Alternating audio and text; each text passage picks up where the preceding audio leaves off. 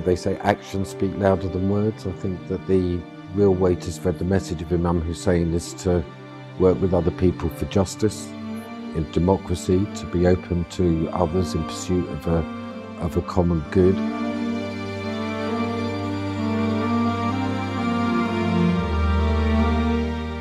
And the idea that Imam Hussein was killed in 680, that's 1,339 years ago.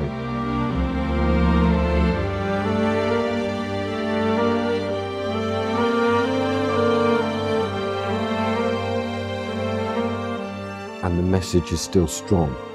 And so you just need to be faithful to that message and live it as he did.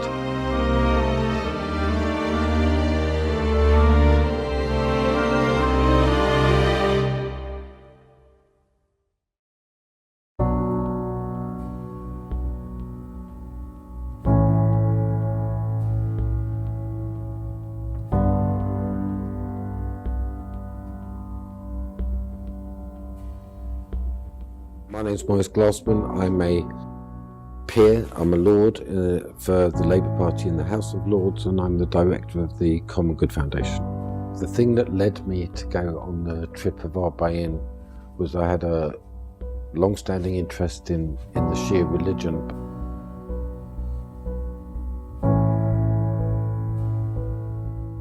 What we thought was, Ajam and I, would be a very good idea to go on the pilgrimage and to take a television camera with, and then the idea was that maybe we'd make some short internet videos or things like that, and just to explain to people that this is the biggest foot pilgrimage in the world.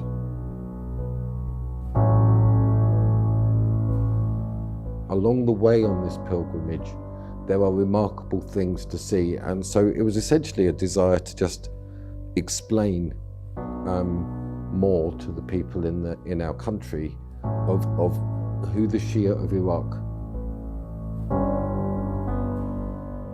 So in my country, England, in Britain, we don't know very much about the Arbain, about Hussein. When people think about Shia, they tend to think about the Ayatollah Khomeini in Iran. So we are here to try to tell a story about the meaning of Hussein and the meaning of the Arbain for British television.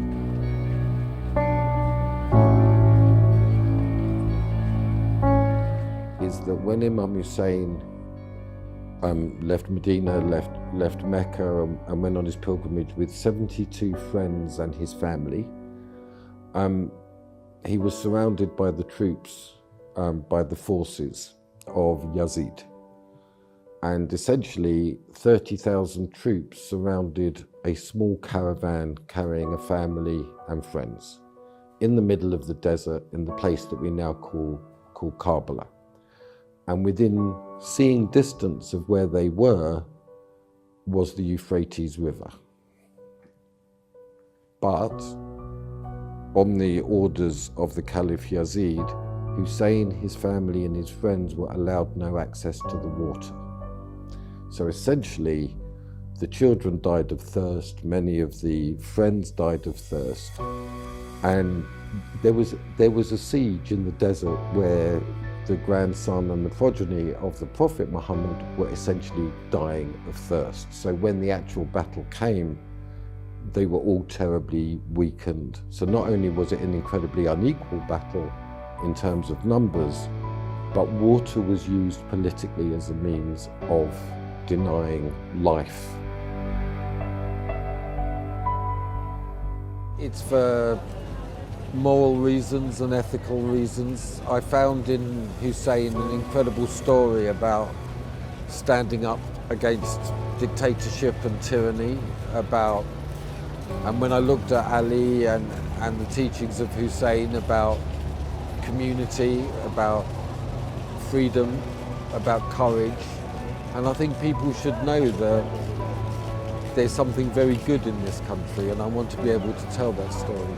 Well, there are books on Hussein, so I've read a lot about the teachings of Hussein, about the teachings of Ali, but also I was very inspired by Hashdi Shabi about the fight against Daesh. You know, on what ground did the Iraqi people fight? And they fought against Yazid, they fought against corruption, they fought against tyranny, they fought against hypocrisy, and they fought against monopoly, the monopoly of power.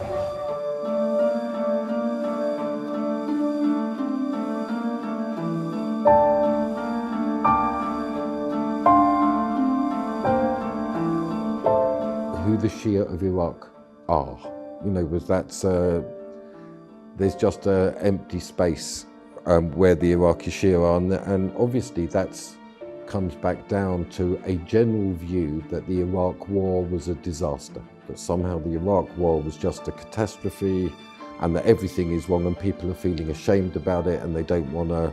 So the idea that something good is coming, the idea that there is a genuine stirring of democratic activity, that there are different parties, that there is a contestation and a real rebuilding in a completely different way of the nation was beyond people's understanding. And then beyond that, and I know that for you it's incredible, but I found out that most people didn't know who Hussein was.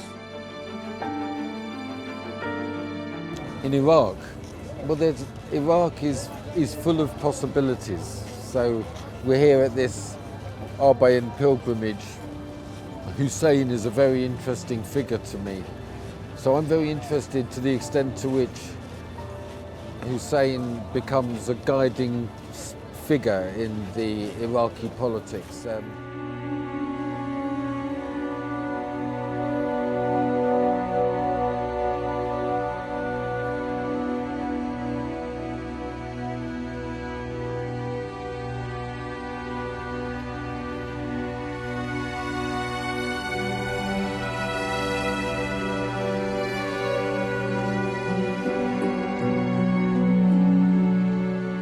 But the idea that water is not simply a commodity to be bought and sold. I remember when I was in Iraq and I told people that water was privatized in Britain and people made profit, people were morally outraged by that concept, as I am. But this is the other interesting side of the story, is that neither is water owned by the state to be used for political reasons in order to pursue political objectives. So one of the key features of the Arbaeen pilgrimage was the incredible reality that everybody shared water. This was a theme that ran throughout the pilgrimage. And not only did they share the water, which if you think that you're walking through the desert is quite something, but then there is the sharing of food, and that was something to behold, and the effort that people would go to make the food and the organisation.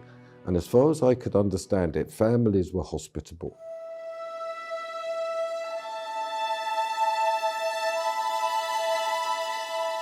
And when I came, I found that what people told me about the Arbaeen was true. People feed each other, they house each other, they share water. It's an incredible thing, this pilgrimage, a statement of what life could be like. So yeah, I was very inspired by my visit. I've been very relaxed. I haven't seen any really particular trouble, thank God. No, if the people are brave enough to walk, then I'm brave enough to join them.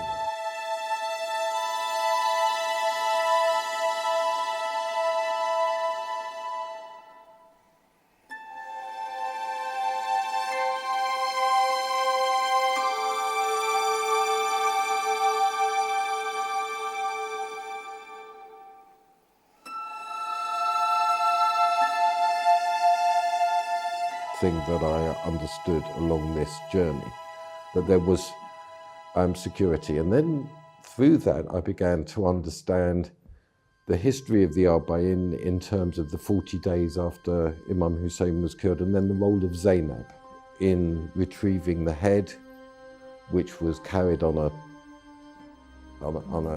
pike all the way to Damascus, and then the retrieval of the head and the reconstitution of the body is the day of the Arbaeen, which is 40 days after Ashura. So it's just it was just an incredible thing to witness the voluntary and in many ways spontaneous act of solidarity of people to others. Is the primary memory that I have where people are.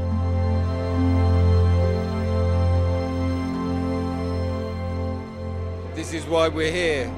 We want to let English people and British people know what the Shia are about, what Imam Hussein means and what they do.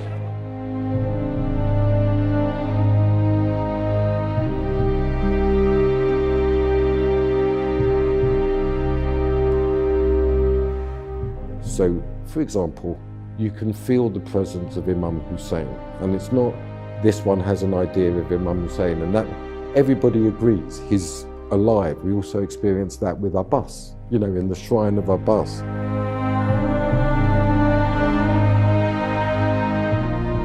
I feel very honoured to be here. It's amazing to see the devotion to Imam Hussein from all over Iraq and from Lebanon, and from Iran, from Bahrain and from Pakistan. It's wonderful to be here.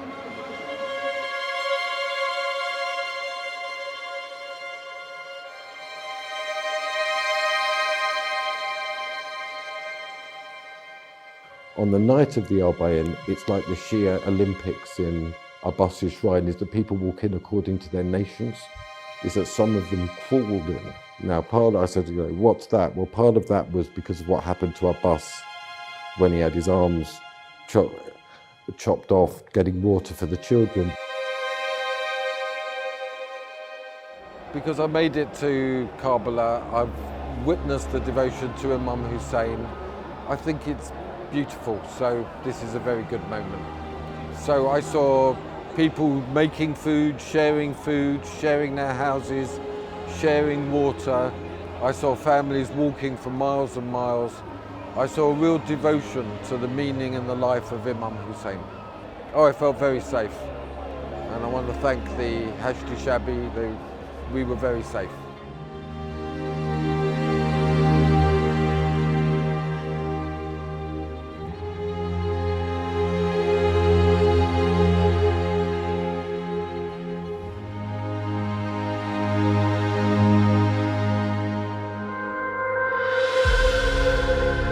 So all of these things came together.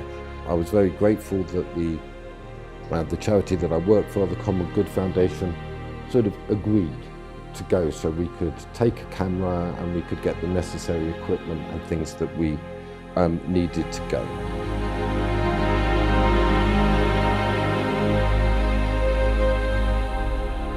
I hope they see it on the television programme that we want to make. I hope we do. So we came last year, we've come back this year, so now we've got film. So I hope that this time we'll be able to make it.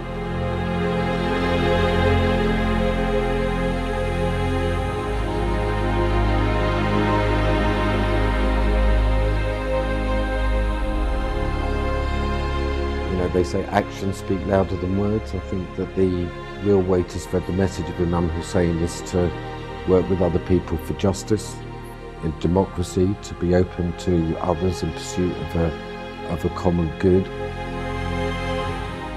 And the idea that Imam Hussein was killed in 680, that's 1,339 years ago, and the message is still strong. And so you just need to be faithful to that message and live it as he did.